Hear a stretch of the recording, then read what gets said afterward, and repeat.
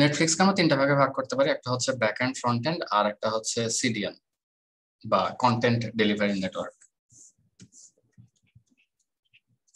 CDN কি এটা আমরা মোটামুটি জানি।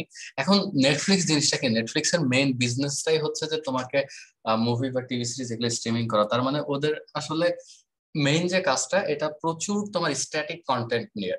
It's not like Instagram, Facebook আর টিন্ডার। সেখানে স্ট্যাটিক কন্টেন্ট, ইনস্টাগ্রাম বাদ দিতে পারি, বাট হচ্ছে ইন কেস অফ ফেসবুক আর রেডিট, এই ক্ষেত্রে আবার স্ট্যাটিক কন্টেন্ট ডেলিভারিটা ইম্পর্টেন্ট, বাট নেটফ্লিক্স এর মতো এত হিউজ না।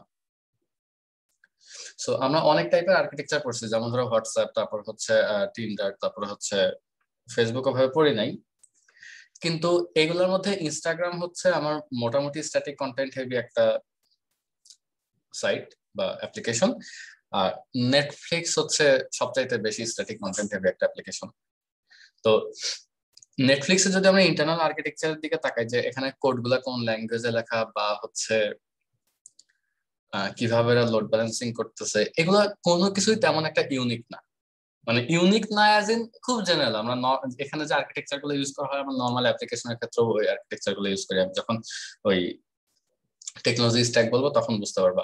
তারপর নেটফ্লিক্স হচ্ছে কমপ্লিটলি ডিপেন্ডেন্ট অন এডাব্লিউএস। কিন্তু নেটফ্লিক্স এর নিজস্ব কিছু রিকমেন্ডেশন সিস্টেম বাদ দিলাম, মানে নেটফ্লিক্স এর recommendation system is the best in the world. ওইটা নিয়ে আসলে বলার কিছু নাই, because we know nothing about that.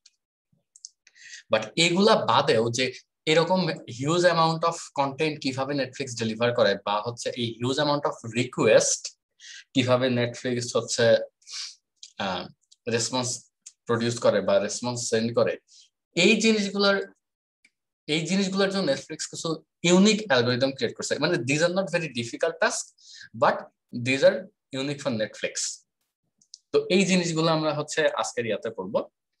তো দেখো, এখানে ওপেন কানেক্ট হচ্ছে, এটা হচ্ছে আমার নেটফ্লিক্স এর সিডিএন। অলমোস্ট পৃথিবীর প্রত্যেকটা দেশে নেটফ্লিক্স এর সার্ভার আছে, এবং এই সার্ভার গুলা থেকে স্ট্যাটিক কন্টেন্ট ডেলিভার করা হয়।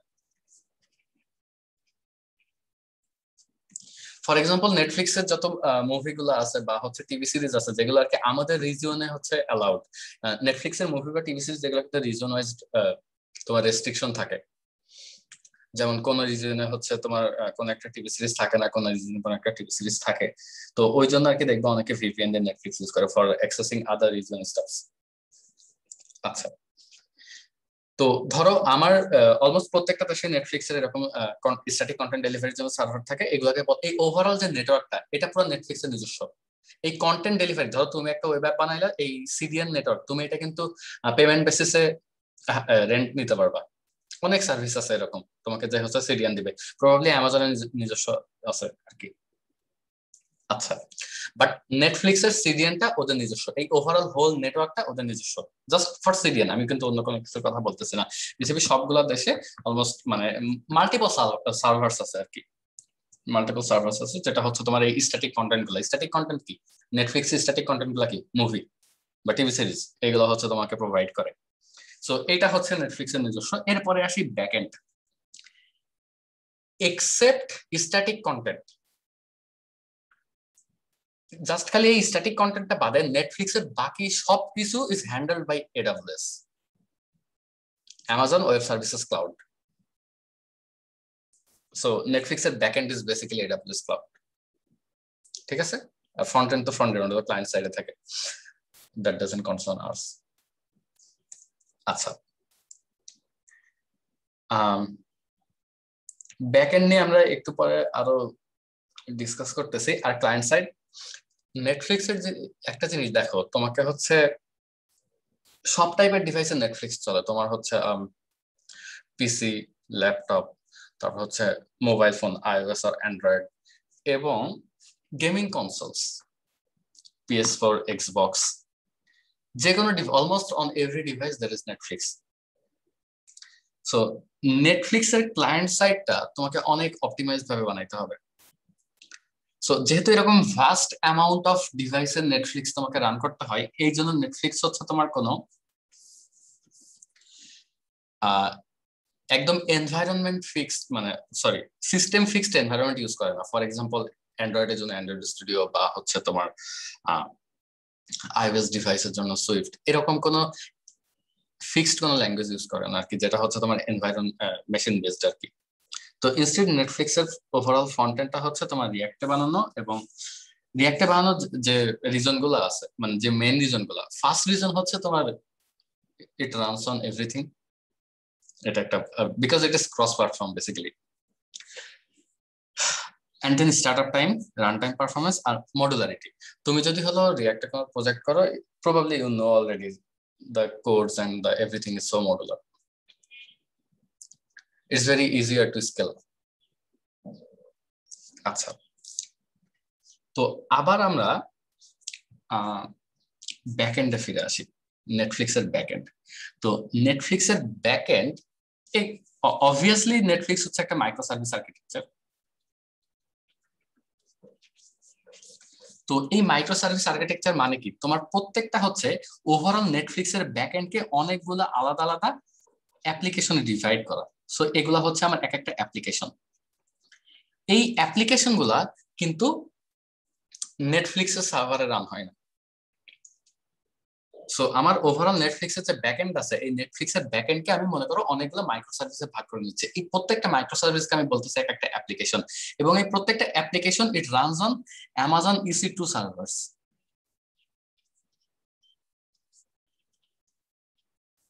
অ্যামাজন EC2 সার্ভার্স, EC2 হচ্ছে ইলাস্টিক ক্লাউড সার্ভার। এখানে আর কি তুমি যে কোনো অ্যাপ্লিকেশন রান করাতে পারবা। It might be node, it might be Laravel, or anything আর কি। সো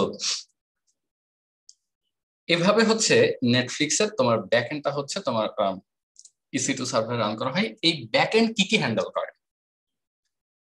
ইউজারের কাছে, এন্ড ইউজার মানে ক্লায়েন্টের কাছে কন্টেন্ট ডেলিভারি বাদে বাকি সবকিছু ইজ হ্যান্ডেলড বাই AWS।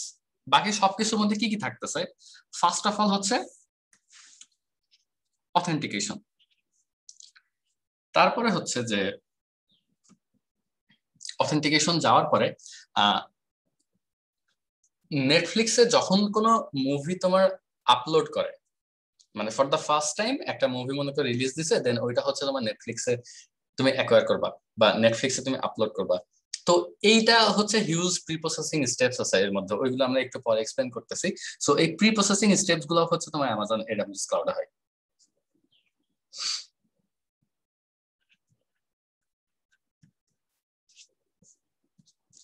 এই দুটা গেল তো বেসিক। আর এরপরে বাকি যে কাজগুলো হয় সেটা হচ্ছে যে, আমি কিন্তু এখানে কন্টেন্ট ডেলিভারি পার্টটা বাদ দিয়ে দিছি, লোড ব্যালেন্সিং।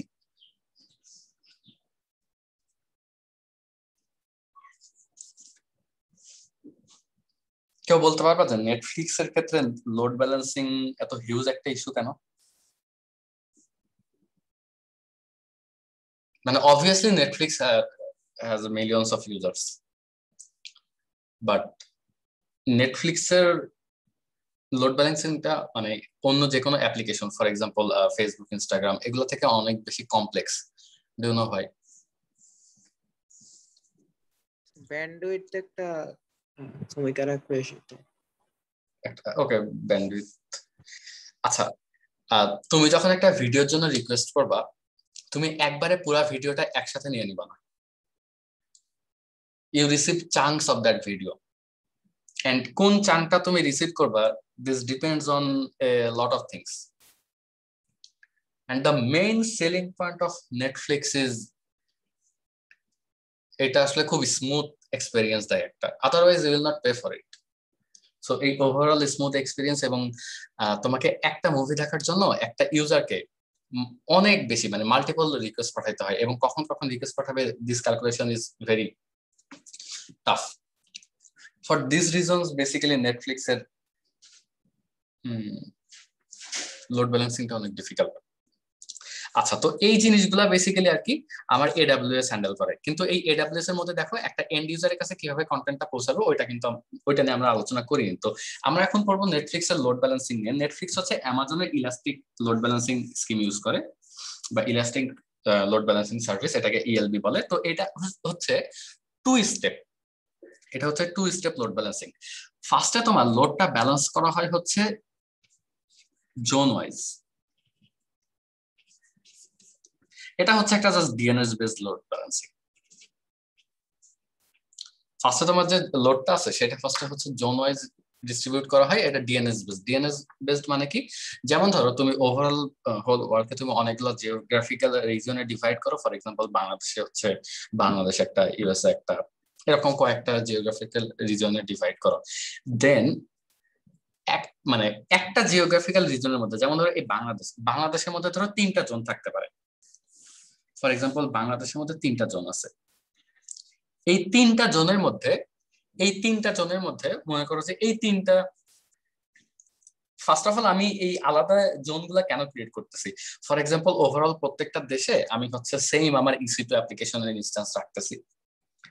EC2 এখন যখন বলবো EC2, তার মানে হচ্ছে আমার অ্যামাজনের নেটফ্লিক্সের ব্যাকএন্ড।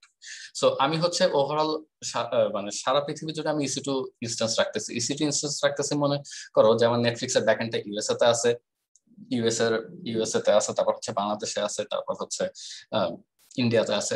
একটা ইউজার যখন রিকোয়েস্ট পাঠাই, আমি তখন অনেকগুলো মেট্রিকের উপর বেস করে তাকে হচ্ছে একটা সার্ভারে রিডিরেক্ট করি। সেই ফার্স্ট মেট্রিকটা কি, যে আমার ইউজারটা যেখানে আছে তার থেকে সবচেয়ে ভালো ব্যান্ডউইথ পাবে যে সার্ভারে। ধরো আমি বাংলাদেশে আছি, তো আমি বাংলাদেশ থেকে যদি ইউএসএস সার্ভারে রিকোয়েস্ট পাঠাইতে চাই, তাহলে হচ্ছে আমার প্রচুর ব্যান্ডউইথ লাগবে, অনেক বেশি ব্যান্ডউইথ লাগবে। সো নেটফ্লিক্স আমাকে কোন সার্ভারে রিডিরেক্ট করবে, যেটা হচ্ছে আমার ক্লোজেস্ট। এখন আমার ক্লোজেস্ট সার্ভার হচ্ছে বাংলাদেশ। এখন এমনও হইতে পারে যে হচ্ছে বাংলাদেশে কারেন্টলি এখন অনেক বেশি ইউজার নেটফ্লিক্স ইউজ করতেছে, সো এই জন্য আমার ক্লোজেস্ট সার্ভার নেটফ্লিক্স মানে বাংলাদেশ হইলেও দেখা যাচ্ছে বাংলাদেশ সার্ভারের লোড অনেক বেশি, এই জন্য আমাকে ইন্ডিয়া সার্ভারে রিডিরেক্ট করে ফেলতেছে। দ্যাটস ডিফারেন্ট ইস্যু আর কি। তো ধরো এই বাংলাদেশ যে সার্ভার আছে, এই বাংলাদেশের সার্ভারে আর কি তোমার কয়েকটা রিজিয়ন আছে। বাংলাদেশের যে সার্ভারটা আছে এটাকে কয়েকটা জোনে ভাগ করা হয়, মানে ইনসাইড বাংলাদেশ এটাকে কয়েকটা জোনে ভাগ করা হয়। ধরো জোন 1, জোন 0 আর 2, 0, 1, 2, এই 3টা জোনে আমাকে বাংলাদেশ সার্ভারকে ডিভাইড করা হয়েছে, মানে বাংলাদেশ রিজিয়নটাকে ডিভাইড করা হয়েছে। লোড ব্যালেন্সিং এর ফার্স্ট স্টেপটা হচ্ছে কোন জোনে যাবে, তুমি কোন এরিয়ায় আছো, এটা হচ্ছে ইউএসএ না বাংলাদেশ, তার উপর বেস করে তো তোমাকে একটা এরিয়াতে রিডিরেক্ট করছে। এরপরে তোমার যে লোড ব্যালেন্সিংটা হবে, এই লোড ব্যালেন্সিংটা হচ্ছে তোমার এই এরিয়া বেসিসে, বাংলাদেশ বেসিস একটা লোড ব্যালেন্সিং হবে, তারপর হচ্ছে ইউএসএ বেসিস একটা লোড ব্যালেন্সিং হবে। সো এই জিওগ্রাফিক্যাল এরিয়ার উপর বেস করে তোমার লোড ব্যালেন্সিংটা হবে। তো বাংলাদেশে যে 3টা জোন আছে, বাংলাদেশের মধ্যে 3টা জোন মানে 3 জায়গা তোমার ইনস্ট্যান্স আছে আর কি, 3 জায়গা তোমার হচ্ছে এই নেটফ্লিক্স এর সার্ভার গুলো আছে। তো এই 3টা জোনের মধ্যে তোমার রিকোয়েস্টটা কোন জোনে যাবে সেটা হচ্ছে রাউন্ড রবিন ফলো করে আর কি, রাউন্ড রবিন মেকানিজম ফলো করে সেখানে আর কি তোমার রিকোয়েস্টটা পাঠানো হয়। একটা জোনের মধ্যে মাল্টিপল ইনস্ট্যান্স অফ ব্যাকএন্ড থাকতে পারে।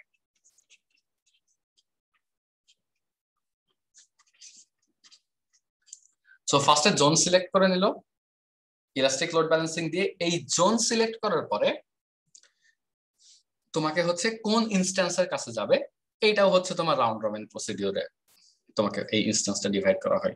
তাহলে নর্মাল লোড ব্যালেন্সিং এর ক্ষেত্রে আমরা এর আগে যে লোড ব্যালেন্সিংটা দেখছিলাম সেটা হচ্ছে তোমার ইয়ার ক্ষেত্রে, টিন্ডারের ক্ষেত্রে কনসিস্টেন্ট হ্যাশিং দিয়ে, ওইটা অনেক সিম্পল। কিন্তু নেটফ্লিক্সের লোড ব্যালেন্সিংটা একটু কমপ্লেক্স।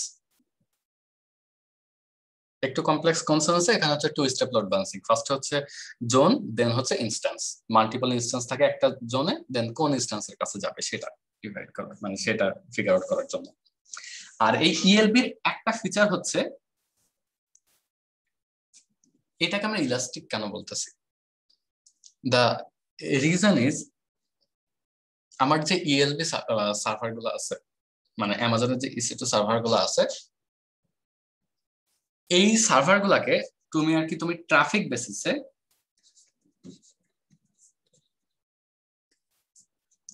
স্কেল আপ করতে পারবে অথবা স্কেল ডাউন করতে পারবে। ফর এক্সাম্পল তুমি হচ্ছে এখন বাংলাদেশের 1 নাম্বার জোনে আছো। এই 1 নাম্বার জোনে তোমার 3টা ইনস্ট্যান্স আছে, ধরো A, B, C। তো এখন ইউজুয়ালি ধরো বাংলাদেশের রাতের বেলা হচ্ছে আমার নেটফ্লিক্সে ধরো ট্রাফিক বেশি হয়, আমি ধরে নিলাম সারাদিন মানুষ অফিসে কাজ টাজ করে, রাতের বেলা হচ্ছে আমার নেটফ্লিক্স দেখতে বসে। এই তিনটা ইনস্ট্যান্সেই দেখা গেল যে হচ্ছে আমার ট্রাফিক অনেক বেশি। সো রাতের বেলা ট্রাফিক যখন বেশি হবে তখন আমার অ্যামাজন অটোমেটিক্যালি এই সার্ভারকে ভার্টিক্যাল স্কেলিং করে দিবে। মানে অটোমেটিক্যালি হরাইজন্টাল স্কেলিং করা তো সম্ভব না। সো এটাকে হচ্ছে আমার সার্ভার স্পেক বাড়াই দিল। ফর এক্সাম্পল তোমার হচ্ছে যে অ্যালোকেটেড রিসোর্সেস ছিল সেই রিসোর্সেসটা বাড়াই দিল। এইটা হচ্ছে তোমার ইলাস্টিক লোড ব্যালেন্সারের সুবিধা আর কি। এরপরে ধরো দুপুর টাইমে বা অফিস টাইমে তখন হচ্ছে আমার অনেক কম থাকে ট্রাফিক। তো ট্রাফিক যদি কম থাকে তখন আমার অটোমেটিক্যালি আমার সার্ভার যে স্পেকটা আছে সেটাকে ডাউন করে দেয়, এটা স্কেল ডাউন করে দেয় আর কি। ঠিক আছে, তো এইভাবে আর কি তোমার হচ্ছে এই এই এই সার্ভিসটা বা এই মেকানিজমের সাথে নেটফ্লিক্সের কোনো মানে সম্পর্ক নাই। This is completely provided by Amazon. বুঝছো? জি স্যার।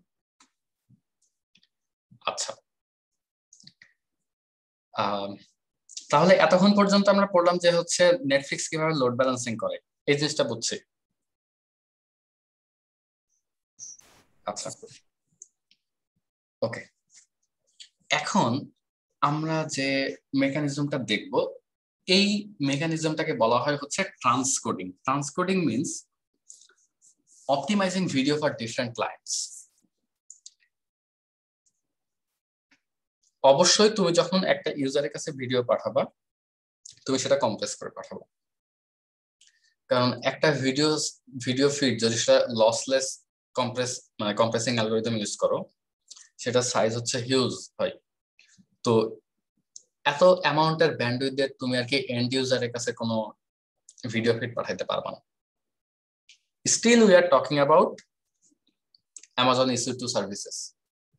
আমার কিন্তু ওপেন কানেক্টে এখনো যায় নাই আর কি। আচ্ছা, তো এখন যে মেকানিজমটা দেখবো, ধরো আমি একটা প্রোডাকশন হাউস থেকে নতুন একটা টিভি সিরিজ নিলাম। তো প্রোডাকশন হাউস থেকে যখন আমি নতুন একটা টিভি সিরিজ নিব, আমি যখন এটা যখন আমি নেটফ্লিক্সে অনবোর্ড করতে যাব তখন আমাকে যে ফাইলগুলো ওরা দিবে, ধরো একটা মুভি, একটা 2 ঘন্টার মুভি, সেটা হইতে পারে 50 জিবি। তো এই 50 জিবির একটা মুভি এইটাকে তোমাকে কম্প্রেস করতে হবে, for example within 1 GB or 500 MB। এটা তো খুবই ইজি একটা প্রসিডিওর। এটা হচ্ছে তুমি জাস্ট যে কোনো ভিডিও কনভার্টার দিয়ে করে ফেলতে পারো। But why is this such a big deal about Netflix? আবার আমরা আগের পয়েন্টে ফিরে যাই যে নেটফ্লিক্স হচ্ছে আমার অনেক ডিফারেন্ট সোর্স অফ ডিভাইসে রান করে, এবং for giving a seamless experience they have to make sure যে ওরা যে ফরম্যাটটা তোমার ডিভাইসে পাঠাচ্ছে that runs based on your device. বুঝছো? এই জন্য একটা মুভিকে অনেকগুলো কোডেকে কনভার্ট করে, মানে কোডেক মিন্স কম্প্রেশন অ্যালগরিদম, অনেকগুলো কোডেকের মাধ্যমে কনভার্ট করে। নেটফ্লিক্স হচ্ছে একটা র মুভিকে, যেটা হচ্ছে প্রোডাকশন হাউস থেকে পাইছে, সেটাকে দুই ভাবে মানে দুইটা কম্বিনেশনে কনভার্ট করে। First of all codec choose করে, যে কোন কোডেকটা চুজ করা হবে। যেমন এটা হচ্ছে তোমার বা কম্প্রেশন অ্যালগরিদম বেসিক্যালি।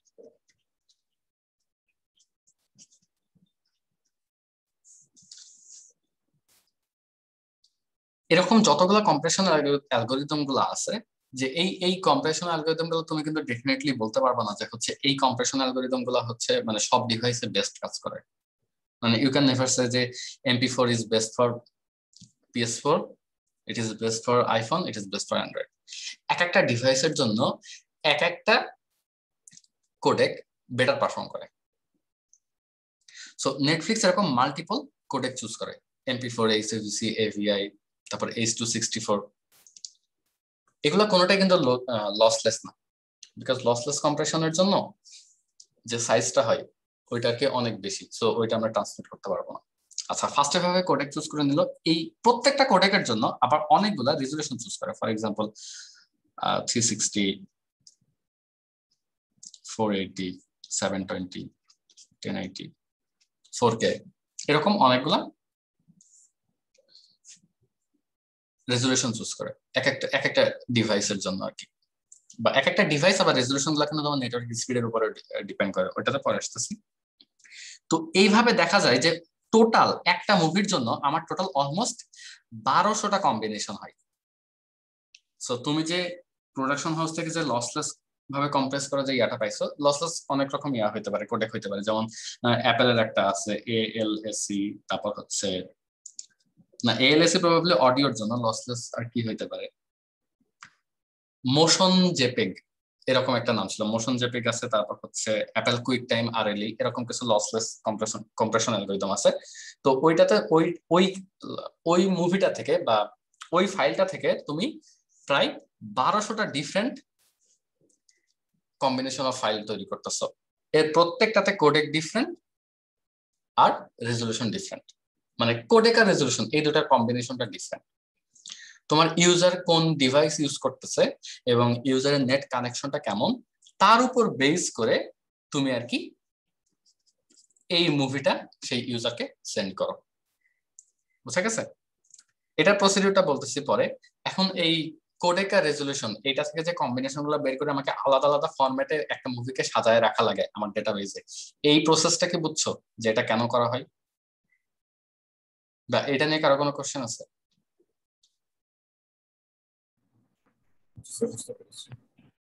আচ্ছা,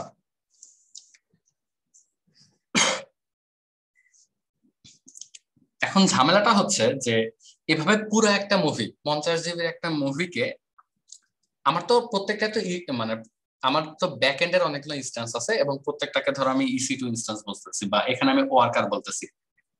তো একটা ওয়ার্কারকে যখন আমি এই 50 জিবির একটা মুভি কনভার্ট করতে দিব, এটাকে একটা হিউজ টাস্ক।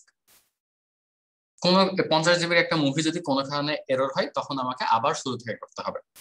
স্টিল 50 জিবির একটা মুভি কনভার্সন, এটা হচ্ছে অনেক টাফ টাস্ক। এই কারণে যেটা করা হয় যে ফার্স্টে আমার যে মুভিটা আছে এইগুলাকে অনেকগুলা চাঙ্কে ডিভাইড করা হয়, অনেকগুলো ছোট ছোট চাঙ্কে ডিভাইড করা হয়। ফর এক্সাম্পল 3 মিনিটের একটা চাঙ্কে ডিভাইড করা হয়।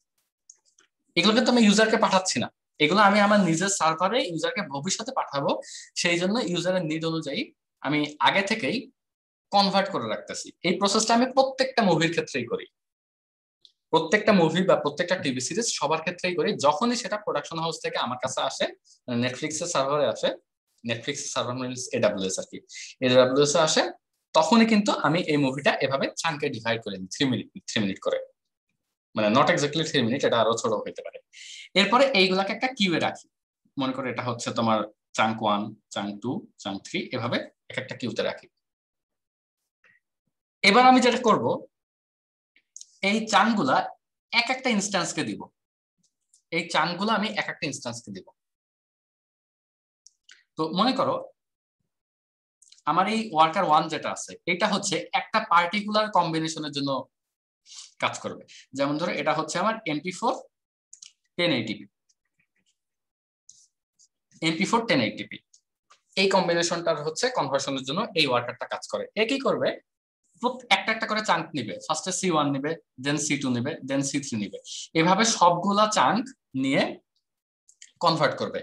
কই থেকে কনভার্ট করবে, আমার যে হচ্ছে ফর এক্সাম্পল এটা হচ্ছে ওই লসলেস ভাবে কম্প্রেস করা একটা অ্যালগরিদম ইয়া ছিল, মুভি ছিল, সেই ফাইলটা থেকে আমাকে হচ্ছে MP4 1080p তে কনভার্ট করতেছে। তো সবগুলা মনে করে এখানে টোটাল 100টা চাঙ্ক আছে, সবগুলা চাঙ্ক যখন আমার কনভার্ট করা হয়ে যাবে তখন এইগুলা মার্জ করে বা কম্বাইন করে এগুলো কিন্তু আবার মার্জ করে ফেলবে।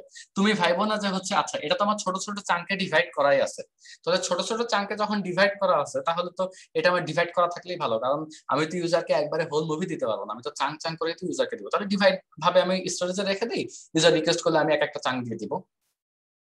বাট নেটফ্লিক্স ওখানে আর কি অনেক বিশাল একটা অপটিমাইজেশন অ্যালগরিদম চালায়, বা ওই জিনিসটা খুব ফ্যাসিনেটিং যে কিভাবে আর কি কোন চাঙ্কটা ইউজারকে দেয়, ওই ইয়াতে পরে আসতেছে।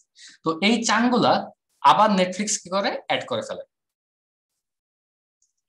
নেটফ্লিক্স এগুলা থেকে অ্যাড করে আবার হোল মুভি বানায় ফেলে। এই হোল মুভিটা রাখে কই, নেটফ্লিক্স স্টোরেজ হিসাবে ইউজ করে অ্যামাজন S3, মানে এটা খুবই কমন স্টোরেজ, এটা হলো স্ট্যাটিক ফাইল রাখার জন্য। অ্যামাজন S3 স্টোরেজে এই তোমার প্রত্যেকটা মুভি রাখে। মনে করো এই মুভিটার ফাইল নাম হচ্ছে এবিসি, তো এটা হবে কি এবিসি 1080p.mp4 এরকম। তো এরপরে আরেকটা মনে করো ABC AVI 1080p AVI 1080p.mpi, এরকম টোটাল 1200টা ইনস্ট্যান্স এই সেম মুভির 1200টা ইনস্ট্যান্স এই অ্যামাজন S3 স্টোরেজে রেখে দেয়।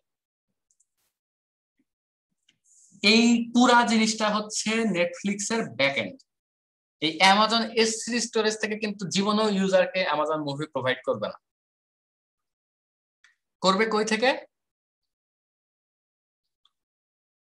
ইউজারকে অ্যামাজন মুভি প্রোভাইড করবে কোন স্টোরেজ থেকে?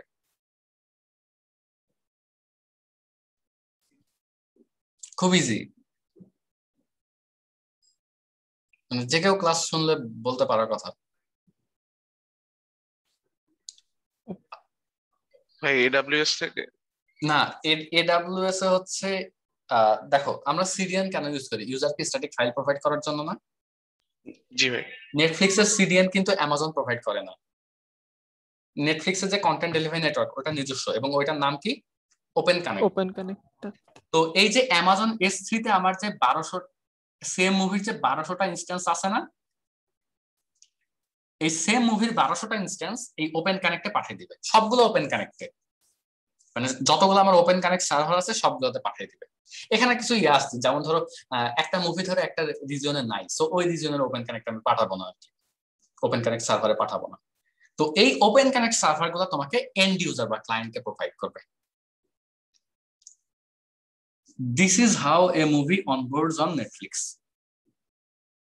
এই প্রসিডিউরটা বুঝছি? জি ভাই। আচ্ছা, আমরা যদি এখন একটা ইউজারের পার্সপেক্টিভ থেকে চিন্তা করি, একটা ইউজার ফার্স্ট রিকোয়েস্টটা পাঠাই কাকে? এডব্লিউএস কে। এডব্লিউএস কে রিকোয়েস্ট পাঠাই। এডব্লিউএস এর কাকে রিকোয়েস্ট পাঠাই? জুল নামে একটা সার্ভিস আছে তাকে। মানে joule is an algorithm or an algorithm for gateway service. This is developed by Netflix, but it runs on AWS. আচ্ছা, তো এখানে কি অ্যালগরিদম চলে সেটা পরের বিষয়। জিনিসটা হচ্ছে একটা ইউজার রিকোয়েস্ট পাঠাচ্ছে কাকে? AWS সার্ভারকে। তারপর সেই AWS সার্ভারটা আমাকে ওপেন কানেক্টের সাথে, যে কোনো একটা ওপেন কানেক্ট সার্ভারের সাথে ইউজারকে বাইন্ড করে দিচ্ছে, দেন সেই ওপেন কানেক্ট সার্ভারটা আর কি ইউজারকে সেই মুভিটা পাস করতেছে। আচ্ছা, এবং এই AWS টা কনস্ট্যান্টলি ইউজারের ব্যান্ডউইথ চেক করতে থাকে। যখনই ব্যান্ডউইথ ড্রপ করে তখন আর কি তোমার আগে যে কোয়ালিটির মুভি তোমাকে পাঠাচ্ছিল এখন ওইটা ড্রপ করে দিবে, অথবা যদি ইউজারের ব্যান্ডউইথ বেড়ে যায় তাহলে তোমার হচ্ছে কোয়ালিটি ইনক্রিজ করে দেবে। এটা খুবই সিম্পল। আচ্ছা, এখন নেটফ্লিক্স আসলে কিভাবে এই ইউজারের ট্রাফিক গুলো হ্যান্ডেল করে? এটা হ্যান্ডেল করে নেটফ্লিক্স টুল দিয়ে বা গেটওয়ে সার্ভিস। আর হচ্ছে আরেকটা আছে মাইক্রো সার্ভিস গুলো কিভাবে হ্যান্ডেল করে, সেটা হচ্ছে হিস্ট্রিক্স। এই দুইটা বোঝার আগে আমরা একটা জিনিস বুঝে আসি, সেটা হচ্ছে একটা ইউজারকে নেটফ্লিক্স কিভাবে মুভিগুলো পাঠায়।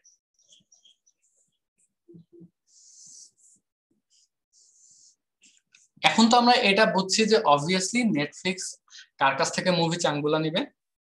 Open connect. ওপেন কানেক্টের কাছ থেকে মুভি চাঙ্গুলা নিবে। তাহলে ওপেন কানেক্ট মনে করো তুমি হচ্ছে কারেন্ট ব্যান্ডউইথ ওয়াইজ তোমার হচ্ছে বেস্ট সুটেড ফরম্যাট হচ্ছে MP4 720p। এটা ডিপেন্ড করে তুমি কি ডিভাইস ইউজ করতেছো, তোমার ব্যান্ডউইথ কেমন, এই ওভারঅল সবকিছুর উপরে। তো নেটফ্লিক্স কি করতে পারে যে ওভারঅল যে মুভিটা আছে এটা মনে করো 60 মিনিটস এর একটা মুভি, এটাকে আর কি 3 মিনিটের চাঙ্কে ডিভাইড করে ফেলে। 3 মিনিটের চাঙ্কে ডিভাইড করে ফেলে। তো 3 মিনিটের চাঙ্কে ডিভাইড করে যেটা হয় সেটা হচ্ছে যে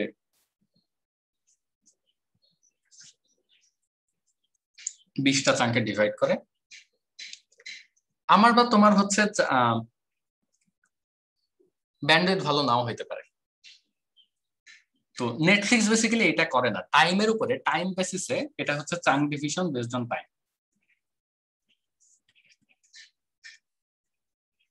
নেটফ্লিক্স হচ্ছে এই একটা মুভিকে যখন ইউজারের কাছে পাঠাবে,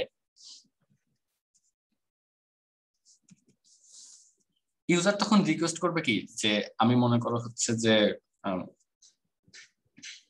যে কোনো একটা মুভি দেখবো, একটা মুভির নাম কি হইতে পারে, আমার এখন কোনো মুভির নাম মনে আসতেছে না।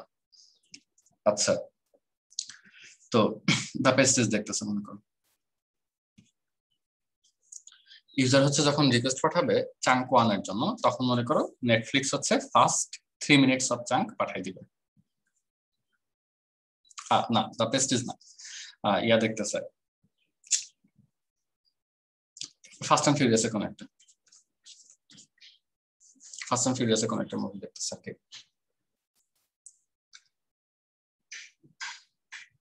এখন এই চাঙ্কগুলা যে ডিভাইড করা হয়েছে, পার্টিকুলারলি মনে করো ফাস্ট অ্যান্ড ফিউরিয়াস এর একটা মুভিকে টোটাল 50টা চাঙ্কে ডিভাইড করা হয়েছে। তো ইউজার ধরো, ইউজারের ব্যান্ডউইথ তত ভালো নয়, ইউজার এখন মনে করো 37th চাঙ্কের জন্য রিকোয়েস্ট পাঠাইছে, 36th চাঙ্ক পর্যন্ত তার দেখা হয়ে গেছে এবং 37th চাঙ্কের জন্য রিকোয়েস্ট পাঠাইছে। সো তার ব্যান্ডউইথ ভালো না, মানে এই জন্য মনে করো যে এই রেসপন্সটা আসতে একটু বেশি সময় লাগতেছে, তো এই বাফার করতেছে। স্যাডলি এই 36th চাঙ্কটা যেখানে শেষ হয়েছে সেটা হচ্ছে এমন একটা সিন যেখানে পল ওয়াকার আর ভিন ডিজেল হচ্ছে রেস করতেছে,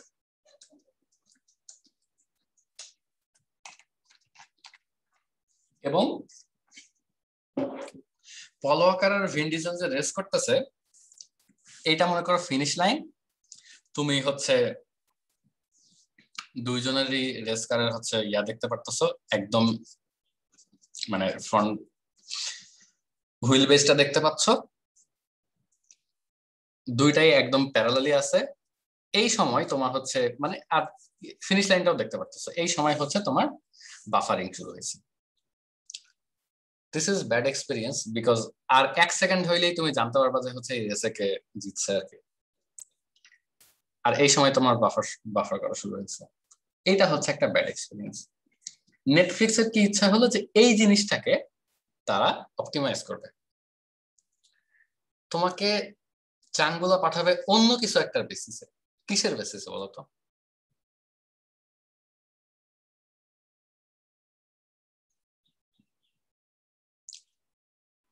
পপুলারিটি। ক্লোজ, মানে this idea is completely nuts. Netflix কি করে, ওভারঅল তোমার পুরা মুভি থেকে সিন রিকগনিশন করে। For example, this is a fight sequence, তারপর এটা হচ্ছে রেস সিকোয়েন্স, মানে এই এত সেকেন্ড থেকে এত সেকেন্ড এটা একটা রেস সিকোয়েন্স, এত সেকেন্ড থেকে এত সেকেন্ড এটা একটা ফাইট সিকোয়েন্স। এইভাবে ওভারঅল হোল মুভির উপরে নেটফ্লিক্স হচ্ছে সিন রিকগনিশন করে। তোমার প্রত্যেকটা চাঙ্ক কিন্তু ইকুয়াল সাইজের না, এর উপর বেস করে যেটা হয় সেটা হচ্ছে যে একটা হোল সিন তোমাকে একবারে পাঠায়, তুমি যখন রিকোয়েস্ট পাঠাও সেই সিনটা তোমাকে একবারে পাঠায়। আইডিয়া কি বুঝছো? যে তোমার টাইমের উপরে চাঙ্ক ডিভাইড না করে নেটফ্লিক্স হচ্ছে ওভারঅল পুরো মুভি থেকে সিন রিকগনাইজ করে এবং এই চাঙ্ক গুলা ডিভাইড করে বেসড অন ডিফারেন্ট সিনস।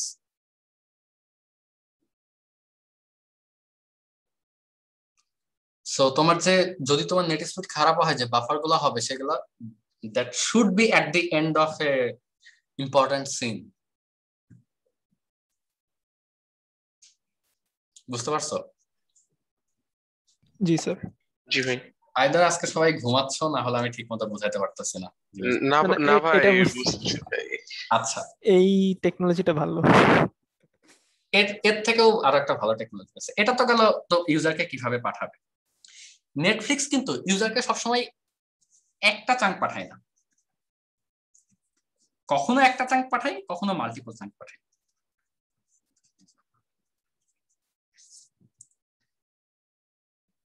এই যে একটা চাঙ্ক পাঠাবে না, মাল্টিপল চাঙ্ক পাঠাবে না, কয়টা চাঙ্ক পাঠাবে, এই জিনিসটা হচ্ছে খালিদ মাসুম যে অ্যান্সারটা দিল অনেকটা ওরকম। এখানে কি করে, তুমি যে মুভিটা দেখতেছো এই মুভিটাকে বা যে টিভি সিরিজটা দেখতেছো এই টিভি সিরিজটাকে দুইটা ভাগে ভাগ করে নেটফ্লিক্স, মানে দুইটা ক্যাটাগরিতে ক্লাসিফাই করে। একটা হচ্ছে স্পার্স আর একটা হচ্ছে ক্যাটাগরি,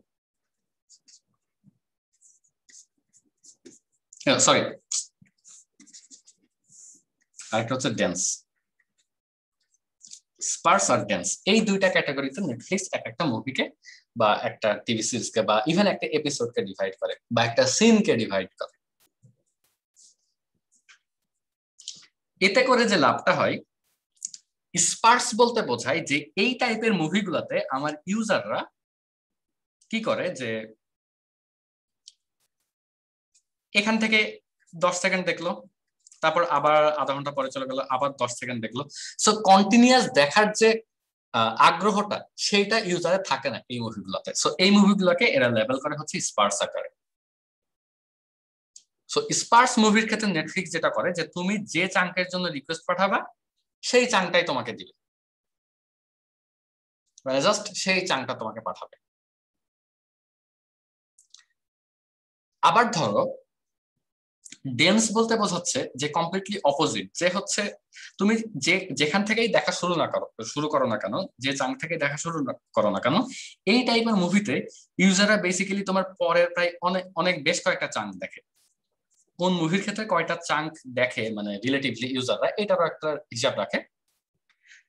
তার উপর বেস করে যে এরকম অ্যাটেনশন গ্র্যাবিং কোনো মুভি যদি হয় তখন আর নেটফ্লিক্স একটা চাঙ্ক পাঠায় না, একটা চাঙ্ক পাঠাই মানে একটা রিকোয়েস্টে কিন্তু একটা চাঙ্কই পাঠাবে, বাট পরের চাঙ্ক গুলা তুমি রিকোয়েস্ট না করলেও পাঠাইতে থাকে। যে in most of the scenario তুমি হচ্ছে ওই সিনটা শেষ হলে আর একটা রিকোয়েস্ট আসতো যে এর পরের সিনটার জন্য, তো ওই জন্য ওই সিনটা আগেই পাঠায় দেয়। তো এইভাবে তোমার রিকোয়েস্ট আসলে একটা চাঙ্ক পাঠাবে না মাল্টিপল চাঙ্ক পাঠাবে, এই জিনিসটাও তোমার হচ্ছে মেশিন লার্নিং দিয়ে করা হয় আর কি। দুইটা ক্যাটাগরিতে ভাগ করে, স্পার্স আর ডেন্স।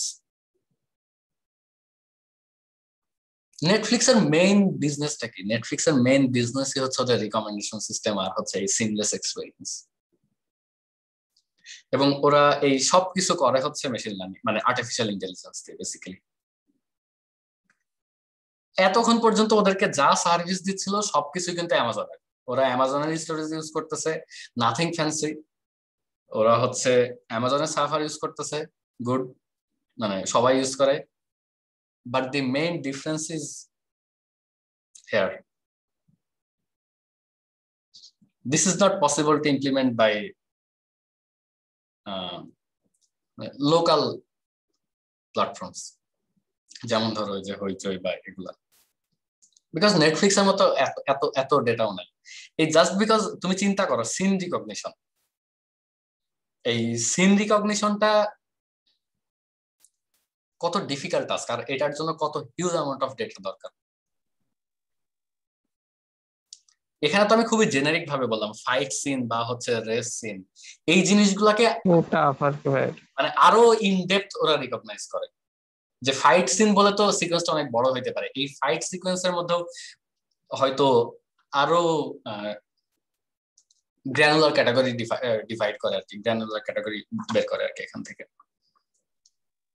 আর একটা সিনে অনেক রকম ক্যাটাগরি একসাথে থাকতে পারে। ফর এক্সাম্পল মানে এরকম ক্যাটাগরিতে ডিভাইড করতে পারে যে হচ্ছে this is a fight scene, তো এই ফাইট সিনের মধ্যে ধরো মানে মাল্টিপল মানে এই ফাইট সিনের মধ্যে ধরো কয়েকটা চেক পয়েন্ট থাকতে পারে, সো সেই চেক পয়েন্ট গুলোকেও ডিভাইড করতে পারে এরকম আর কি। আচ্ছা আচ্ছা ভাই, এখানে অন্য কোনো সিডিএন ইউজ না করে নিজেদের সিডিএন ইউজ করার কি কোনো স্পেশাল রিজন আছে? অন্য কোনো সিডিএন, আচ্ছা জিনিসটা হচ্ছে যে ধরো তুমি একটা বিজনেস দিছো,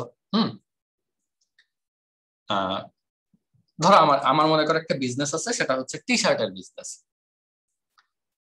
আমি ইউনিভার্সিটিতে মনে করো টি শার্টের বিজনেস করলাম, মনে করো যে আমার যারা মানে জুনিয়র বা হচ্ছে সিনিয়র তাদের কাছে আর কি যে আইটি লেখা টি শার্ট সেল করলাম।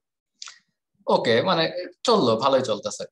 তো ইউনিভার্সিটি লাইফে যখন আমি টি শার্টের বিজনেস করি তখন কি করি, ইয়াতে যাই মানে ঢাকার মধ্যে কোথাও যাই, একবারে বাল্কে 100টা বা 1000টা টি শার্ট কিনে আনি, তারপর সেটা কোনো প্রিন্টিং এর ইয়াতে দিয়ে দিই, দেন টি শার্ট গুলো সাপ্লাই দিয়ে দিই, দ্যাটস ওকে। বাট দেখা গেল যে আমার টি শার্টের ডিজাইন এত ভালো, আমি ভার্সিটি থেকে বের হওয়ার পরেও সারা বাংলাদেশে আমার টি শার্টের চাহিদা, ইভেন এত বেশি চাহিদা যে পার ডে আমার 1000টা টি শার্টের জন্য অর্ডার আসে। তো এরকম যখন আমার মানে স্টেবল একটা অর্ডার আসতে থাকবে তখন আমি কি করবো? তখনও কি আমি বারবার হচ্ছে মানে এভাবে অন্য একটা মিডল ম্যানের কাছ থেকে টি শার্ট কিনবো, না আস্তে আস্তে আমি কিছু ইনভেস্ট করে নিজে একটা ফ্যাক্টরি দিয়ে দিব? ফ্যাক্টরি, বুঝতে পারছি এবার ঘটনা। That is the case for open connect. কারণ দেখা যাচ্ছে যে ওরা যদি সিডিএন তো অনেকে প্রোভাইড করে, ধরো অ্যামাজনের সিডিএন ইউজ করলো, আমি সবকিছু ইউজ করতেছি, অ্যামাজনেরটা ইউজ করি, বাট নেটফ্লিক্স এর এই বিজনেস তো আর মানে আজকে কালকে চলে যাচ্ছে না। প্রতি মাসে ওদের যতগুলা সার্ভার লাগে, নেটফ্লিক্স এর যতগুলা সার্ভার লাগে প্রতি মাসে আর কি হচ্ছে ওদেরকে টাকা দিতে দিতে দেখা যাচ্ছে যে 2-3 বছরে ওদের ওভারঅল সিডিএন তৈরি করার খরচটা উঠে যাবে। তো সেই কারণে আর কি নেটফ্লিক্স ওপেন কানেক্ট ইউজ করে। মানে এদের সিডিএন এর মধ্যে ফ্যান্সি কিছু নাই, সিডিএন জাস্ট ডেটা ডেলিভার করে, দ্যাটস ইট। আচ্ছা, এখন নেটফ্লিক্স এর দুইটা ভাই একটা কোশ্চেন ছিল। আচ্ছা ভাই, সিন ডিটেকশনে মানে ওই এআই ইউজ করা লাগে কেন? মানে নর্মাল একটা টিম অফ পিপল যদি দিয়ে দেয় যে মুভি দেখে দেখে বলবে যে হ্যাঁ এই টাইমে ইম্পর্টেন্ট চেক পয়েন্ট আছে, জাস্ট স্মার্ট করে দিবে, তাহলে তো হয়েছে। জিনিসটা হচ্ছে যে that's not a feasible solution, because Netflix এর কতগুলা কন্টেন্ট, তুমি খালি একটা রিজিয়নের কথা জানো, মানে বাংলাদেশ রিজিয়ন, প্রত্যেকটা রিজিয়ন বেসিসে হাজার হাজার লাখ লাখ কন্টেন্ট, মানে ধরো প্রতি মিনিটে at least 1000 minutes of worth content মানে ইন্ট্রোডিউস হচ্ছে নেটফ্লিক্সে। তো প্রতি মিনিটে তুমি 1000 মিনিট দেখে শেষ করতে পারবা? না ভাই, মানে আগেই দেখে রাখবে মুভিগুলো। কিভাবে? ইটস নট পসিবল ভাই, তুমি চিন্তা করে দেখো, মানে আগে কাকে দিয়ে দেখাবা তুমি? আমি মানে তোমাকে একটা কি গ্রুপ। মানে নেটফ্লিক্সে হচ্ছে ধরো অ্যাটলিস্ট প্রতি মিনিটে আমি ধরলাম 100 মিনিটের কন্টেন্ট ইন্ট্রোডিউস হচ্ছে, তাহলে তুমি ওই 1 মিনিটের মধ্যে তোমাকে 100 মিনিটে যদি কন্টেন্ট তুমি না দেখে সিন রিকগনাইজ করে না কমপ্লিট করতে পারো, নেক্সট মিনিটে কি আবার 100 মিনিটের কন্টেন্ট তোমার চলে আসবে না কোন একটা প্রোডাকশন হাউস থেকে? আবার নেক্সট মিনিটে আবার 100 মিনিট, এটা তুমি আগে কিভাবে দেখবা? মানে তোমার তো এই কন্টেন্ট গুলো আসতেই আছে, ঠিক আছে? মানে এটা আসলে ফিজিবল না। তারপরেও ধরলাম যে আচ্ছা ঠিক আছে, তুমি কয়েকজন মানুষ দিলা, তারপরে হচ্ছে সিন রিকগনাইজ করলা, মানুষের তুমি যেভাবে চয়েস সিন কনফ্লিক্ট রিকগনাইজ হবে করবা ভাই। আমি কি একইভাবে সিন রিকগনাইজ করব? মানে সিন রিকগনিশন এটার তো কোনো হার্ড এন্ড ফাস্ট রুল নাই। সো তোমার সিন রিকগনিশন আর আমার সিন রিকগনিশন ডিফারেন্ট হবে, but when a machine does this it's consistent, মানে ওভারঅল থিং ইজ কনসিস্টেন্ট, দো it's AI but it's consistent. বুঝছেন? আচ্ছা, এই জুল যে সিস্টেমটা, এটা হচ্ছে তোমার নেটফ্লিক্স এর ইন্ট্রোডিউস করা, এটা নেটফ্লিক্স এর নিজস্ব। ভাই হুম, ভাই একটা কোশ্চেন ছিল যে মানে ওরা হচ্ছে অ্যামাজনের সিডিএন ইউজ করতেছে না, নিজেদের করতেছে, তাহলে হচ্ছে AWS কেন ইউজ করতেছে? ওইটা কেন নিজেদের কিছু ইউজ করে না? ওদের কন্টেন্ট এক্সপোনেনশিয়ালি প্রতি মিনিটে বাড়তেছে, কিন্তু ওদের ব্যাক এন্ডের জন্য যে স্পেসটা লাগে এটা কি এক্সপোনেনশিয়ালি বাড়ে? এটা তো অলমোস্ট ফিক্সড, তাই না? আর এই যে অ্যামাজন যে ধরো এই যে লোড ব্যালেন্সার, ধরো এই যে এই লোড ব্যালেন্সার, তারপরে হচ্ছে এই যে EC2 যে স্কেল আপ স্কেল ডাউন, এই যে আর্কিটেকচারটা তৈরি করে রাখছে, এটা যদি এত সহজে যে কেউ তৈরি করে ফেলতে পারতো, সেটা নেটফ্লিক্স হোক, ফেসবুক হোক, ইনস্টাগ্রাম হোক, তাহলে তো AWS এর ব্যবসা থাকতো না। এতদিনে তুমি AWS এর কম্পিটিটরের নাম শুনতো না? যে নেটফ্লিক্স যদি AWS যে যে সার্ভিস দেয়, মানে এখানে তো আমি সবগুলা বলিনি, তুমি যে কয়টা বলছি এগুলাই চিন্তা করো, যে হচ্ছে তোমার যে যে EC2 ইনস্ট্যান্স গুলো আছে এগুলো তো এলাস্টিক, তারপর হচ্ছে যে লোড ব্যালেন্সার গুলো ইন্ট্রোডিউস করতেছে, তারপর AWS এর সিকিউরিটি, AWS তোমাকে কিন্তু কমপ্লিট সিকিউরিটি দিচ্ছে। তো এই জিনিসগুলা যদি নেটফ্লিক্স নিজে থেকে ইমপ্লিমেন্ট করে ফেলতে পারতো, তাইলে তো AWS এর মতো তুমিও শুনতে যে নেটফ্লিক্স আরেকটা ইন্ট্রোডিউস করছে, এটাও তুমি মানে মেম্বারশিপ বেসিসে বা হচ্ছে টাইম বেসিসে কিনতে পারবা, যেমন আমরা AWS কিনতে পারি। অ্যামাজন এত বছর ধরে যে এডাব্লিউএস টা বানাইছে, it's not easy even for Netflix to implement it. But CDN তো জাস্ট স্টোরেজ, এটা তো জাস্ট মানে ডেটাবেস তুমি জায়গায় জায়গায় বসায় রাখছো, এটা তো অত টাফ কিছু না। হ্যাঁ ভাই বুঝছি। বুঝছো? মানে তুমি কি কনভিন্স যে কেন এডাব্লিউএস হ্যাঁ, ইমপ্লিমেন্ট হ্যাঁ। করা is not possible for even Netflix? AWS হলো ভাই কিং হোস্টিং এ। বুঝিনি কি? AWS হলো ভাই ওয়ার্ল্ড ফেমাস, মানে একদম টপ নচ হোস্টিং। এক্স্যাক্টলি। তো এই এডাব্লিউএস এর মতো হোস্টিং যদি নেটফ্লিক্স বানাইতে পারতো, তাহলে নেটফ্লিক্স তো কম্পিটিটর হিসাবে এটা মানে বাজারে ছাড়তো। তো এটাই, যাই হোক জিনিসটা। এক মিনিট। আসসালামু আলাইকুম ভাই। হ্যাঁ ভাই, হ্যাঁ ভাই বলেন।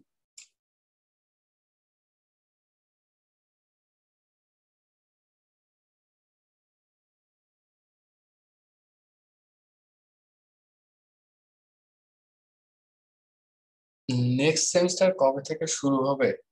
এই ক্যালেন্ডার তো মনে হয় না এখনো পাই নাই আমরা।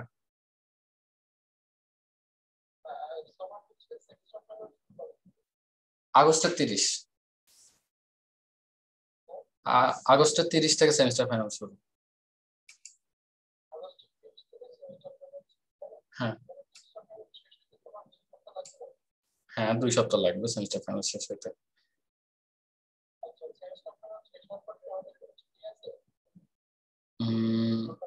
হ্যাঁ, সপ্তাহখানেক তো ছুটি দিবে, ধরেন সেপ্টেম্বর 1 থেকে হয়তো নেক্সট সেমিস্টার শুরু হতে পারে। হ্যাঁ ভাই, আমি এটা নিয়ে শিওর জানি না, কারণ এই কোশ্চেনটা প্রবাবলি সৌরভের মিটিং এ করছিল, ওইখানে প্রবাবলি কমপ্লিট কোনো অ্যান্সার পাই নাই আমি, যে নেক্সট সেমিস্টার কবে থেকে শুরু হবে। এখানে আসলে ভাই অনেকগুলো কমপ্লেক্সিটি আছে, বুঝছেন? যেমন হচ্ছে যে ফার্স্ট ইয়ার, মানে নেক্সট সেমিস্টার তো একসাথে শুরু করবে, তো ফার্স্ট ইয়ার শেষ হবে তারপরে। বাট কবে, হ্যাঁ আরো হয়তো ডিলে হতে পারে, আমি শিওর না, মানে এই ব্যাপারে আমি জানি না ভাই, আপনি আকিব ভাইয়ের সাথে কথা হবে। ওকে ভাই, আসসালামু আলাইকুম। এই তোমাদের সেমিস্টার ফাইনাল আগস্টের 30 থেকে না? হ্যাঁ ভাই, ক্যালেন্ডার ওইটাই তো। আচ্ছা, আর নেক্সট সেমিস্টার শুরু কবে? ভাই ওইটা দেওয়া ছিল না আর কি। আচ্ছা ঠিক আছে। সেপ্টেম্বরের দিকে হবে মনে হয় ভাই, 26 যেটা বললো। আগস্টের 30-এ কি সবার পরীক্ষা? ভাই আমাদেরকে একটা পাঠাইছিল আর কি, ওইখানে লেখা ছিল আর কি আগস্টের 30 সেমিস্টার ফাইনাল। আগস্টের 30 যে সেমিস্টার ফাইনাল, সেটাতে তোমাদের 3টা না 6টা? 3টা, 6টা তো পসিবল না। 3টা ভাই, 3টা। তাহলে ওই 3টা না হইলে তো নেক্সট সেমিস্টার শুরু হবে না। ভাই 9টা দিয়ে যদি শুরু করে ভাই দিতে ওই পারে। 3টার আবার 18 অক্টোবর থেকে 6 নভেম্বর পর্যন্ত, তো জিনিসটা অনেক মেসি হয়ে যায় না? ওই 3টা কি 18 থেকে? 18 অক্টোবর থেকে 6 নভেম্বর। ওই 3টার পরীক্ষা না শেষ করে নেক্সট সেমিস্টার শুরু করবে, তাহলে নেক্সট সেমিস্টার কি জানুয়ারিতে শুরু করবে? জানি না ভাই। আচ্ছা ঠিক আছে, ওকে। আচ্ছা, তো এই জুল জিনিসটা হচ্ছে this is developed by Netflix, আর এটা জাস্ট একটা গেটওয়ে সার্ভিস। নর্মাল আমরা হচ্ছে গেটওয়ে সার্ভিস কি করে, মনে করো যে তোমার হচ্ছে যে ইয়াগুলো আছে, তোমার যে রিকোয়েস্ট গুলো আসে বা ট্রাফিক গুলো আসে, এগুলো মাল্টিপল সার্ভিসের কাছে রাউট করে, অথেন্টিকেশন করে, এরকম কিছু সার্ভিস দেয়। তো নেটফ্লিক্সের যে জুলটা আছে, এটা তোমাকে এডিশনাল কিছু সার্ভিস দেয়। মানে এই জিনিসটা তোমাকে বেসিক্যালি যেটা দেয়, ডাইনামিক রাউটিং দেয়, মনিটরিং করে, রেজিলিয়েন্সি এন্ড সিকিউরিটি প্রোভাইড করে, এইগুলোতে আসতেছে আর কি। First of all authentication and security. যখনই কোনো রিকোয়েস্ট আসবে, তোমাকে হচ্ছে রিকোয়েস্টটা অথেন্টিকেটেড ইউজারের কাছ থেকে কিনা এটা দেখতে হবে, এটা নিয়ে আসলে বলার কিছু নাই।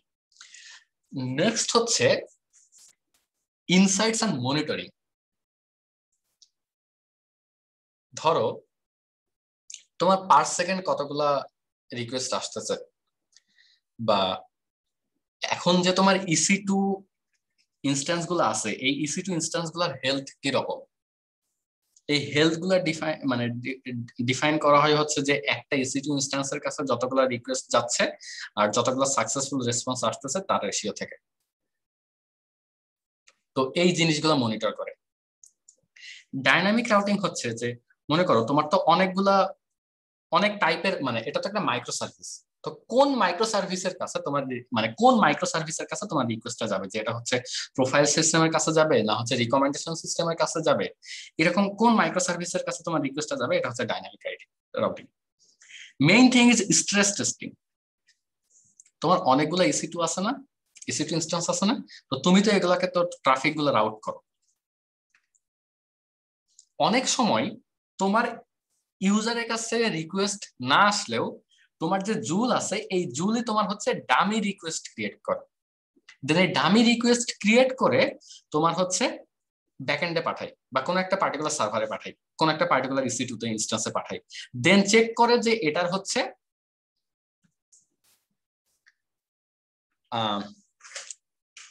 লিমিট কতটুকু বা কতটুকু লোড ম্যাক্সিমাম নিতে পারে, এটাকে বলা হচ্ছে স্ট্রেস টেস্টিং।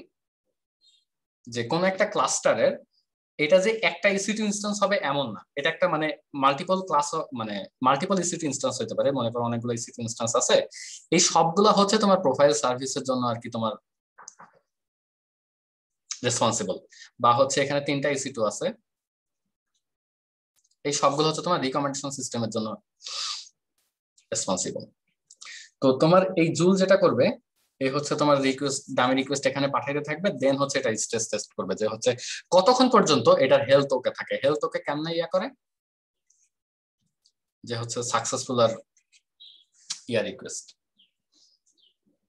Fail request. এরপরে লোড শেডিং। লোড শেডিং বলতে বোঝায় যে allocating capacity for each type of request. আর লোডশেডিং এর মেইন পয়েন্টটা হচ্ছে যে dropping request that go over the limit. For example একটা ক্লাস্টারের, একটা EC2 ক্লাস্টারের এটার হচ্ছে তোমার পার সেকেন্ডে হচ্ছে লিমিট হচ্ছে 5000টা রিকোয়েস্ট।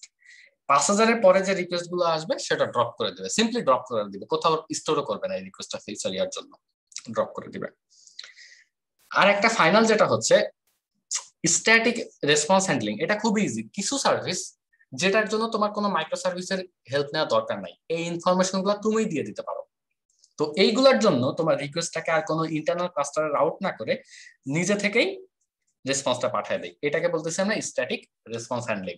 আর মাল্টি রিজন রেজিলিয়েন্সি হলো তোমার যখন একটা রিকোয়েস্ট আসবে সেই রিকোয়েস্টটাকে তুমি কোন AWS রিজিয়নে, তোমার AWS ক্লাস্টার মানে এই AWS ইনস্ট্যান্স তো অনেকগুলো রিজিয়নে আছে, বাংলাদেশে আছে, ইন্ডিয়াতে আছে, এরকম অনেকগুলো আছে, কোন রিজিয়নে পাঠাবা সেই রিজিয়নে রিকোয়েস্টটা রাউট করে দেয়। এই যে এই 7টা ফ্যাসিলিটিস এটা হচ্ছে তোমাকে নেটফ্লিক্সের জুল প্রোভাইড করে যে কোনো রিকোয়েস্টকে, মানে এটা বেসিক্যালি একটা গেটওয়ে সার্ভার, এটা বেসিক্যালি একটা গেটওয়ে সার্ভার। আর এই গেটওয়ে সার্ভারের একটা মানে অ্যালগরিদম আর কি।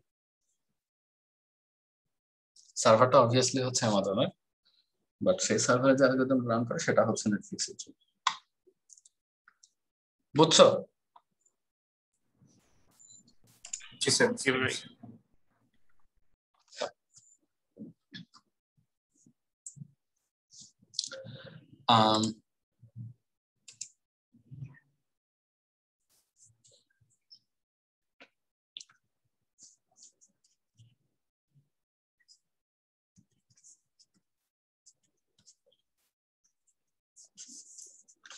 জুলের মতো আরেকটা algorithm developed by Netflix is Netflix Hystrix. Hystrix যেটা করে, ধরো তোমার একটা মাইক্রো সার্ভিস আছে, এটা হচ্ছে এক্স, এটা একটা মাইক্রো সার্ভিস, তো এটা মনে করো রিকমেন্ডেশন সার্ভিস আর কি।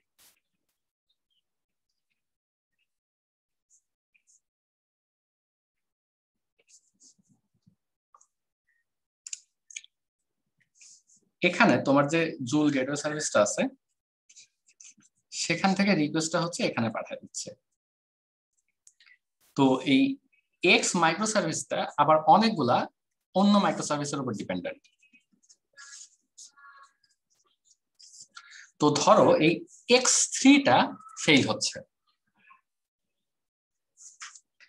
X3 যদি ফেইল হয় তখন এইটাকে আমরা বলতেছি ক্যাসকেডিং ফেলিয়ার। কি রকম, যে X3 ফেইল হইলে তো X2 হচ্ছে রেসপন্স পাবে না,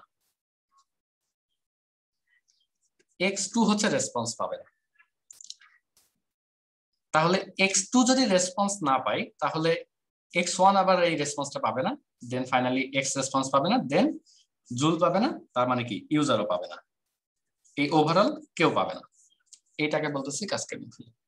তো এইটা যে একটা ফেলিয়ার, এটা ডিটেক্ট করতে দেখো তোমাকে কতটা পাথ যাইতে হচ্ছে, অনেক টাইম ওয়েস্ট হচ্ছে। কিন্তু এখানে যে একটা লিংক ব্রোকেন, এটা যদি তুমি এখান থেকে জানতে পারতা যে এখন যে রিকোয়েস্টটা আসছে এটার জন্য এক্স হচ্ছে আমার এক্স এর উপর ডিপেন্ড করবে, সো আমার আর এটা পাঠানোর দরকার নাই, আমি এটা ডিরেক্টলি ফেলিয়ার রেসপন্স পাঠাই দিই, তখন তোমার অনেক টাইম সেভ হইতো। কিন্তু এই যে এই সামান্য টাইমটা বাঁচানো, এইটা আমাদের জন্য হচ্ছে এত ক্রুশিয়াল কেন?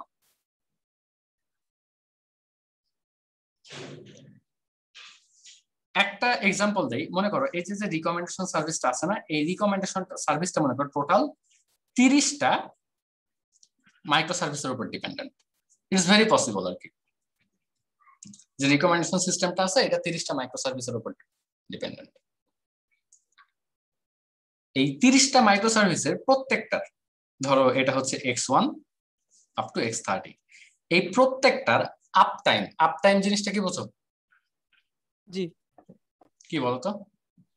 এই জিনিসটা কতক্ষণ অনলাইন আছে বা কি বলবো? এক্স্যাক্টলি, মানে আমার একটা রিকোয়েস্ট দিলে আমি রেসপন্স পাবো বা ফেল করবে না।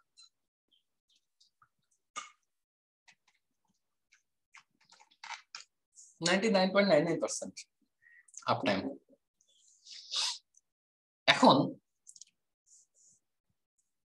এই 30টার উপরে ডিপেন্ডেন্ট হচ্ছে আমার এক্স বা রিকমেন্ডেশন সিস্টেমটা, তাহলে আমার রিকমেন্ডেশন সিস্টেমের আপ টাইম হবে হচ্ছে 99.99 টু দি পাওয়ার 30।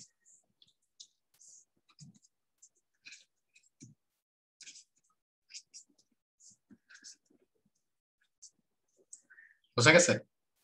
এটা basically 99.7% uptime for recommendation system. This is not a big deal. কিন্তু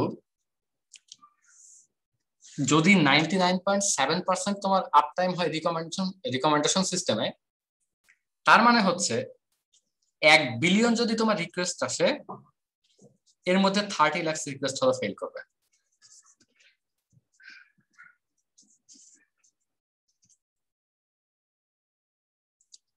লাখ রিকোয়েস্ট হচ্ছে ফেল করবে। তাহলে এই 30 লাখ রিকোয়েস্ট যদি তোমার, এটা খুবই ভালো সিনারিও যে একটা মাইক্রো সার্ভিসের আপ টাইম 99.99%, এটা আসলে মানে বেসিক্যালি 0.01% ডাউন টাইম আসলে খুবই ভালো একটা সিনারিও। ইন রিয়াল সিনারিও এটা আসলে আরো অনেক বেশি খারাপ হয়। সো 30 লাখ রিকোয়েস্ট ফেল, এটা আসলে একটা হিউজ অ্যামাউন্ট, এবং এই ফেইলিয়ারটা তুমি ডিটেক্ট করতে যত বেশি টাইম নিবা তোমার লসটা তত বেশি। বুঝা গেছে? তো এই জন্য এই কাসকেডিং ফেলিয়ার, এই জিনিসটা যাতে না হয় বা এই জিনিসটা রিমুভ করার জন্য নেটফ্লিক্স যেটা প্রপোজ করলো সেটা হচ্ছে একটা সিম্পল সার্কিট ব্রেকার।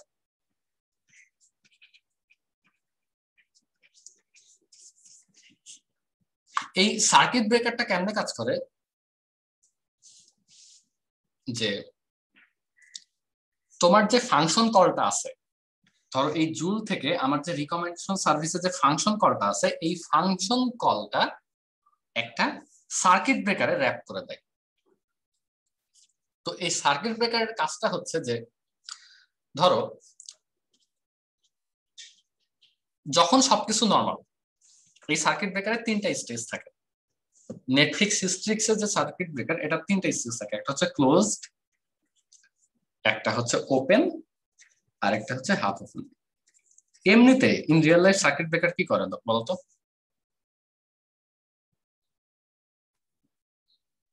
ক্লোজ আর ওপেন। সার্কিট ব্রেকার আমরা কই ইউজ করি? স্যার যে ইলেকট্রিসিটি ফ্লো অনেক বেশি হয়। ইলেকট্রিসিটি ওটা কিভাবে কাজ করে? ওভারলোড কিছু একটা হতে গেলে তখন আমাদের অটোমেটিক মানে অফ করে একটা দেয়। সার্টেন থ্রেশহোল্ড পর্যন্ত ও কিন্তু ভোল্টেজ অ্যাকসেপ্ট করে, ঠিক আছে? স্যার দেন সেই থ্রেশহোল্ডটা যখন মানে এক্সিড করে যায়, তখন অটোমেটিকলি ক্লোজ হয়ে যায়। আচ্ছা, তো এই নেটফ্লিক্সের হিস্ট্রিক্সের সার্কিট ব্রেকার যেভাবে কাজ করে,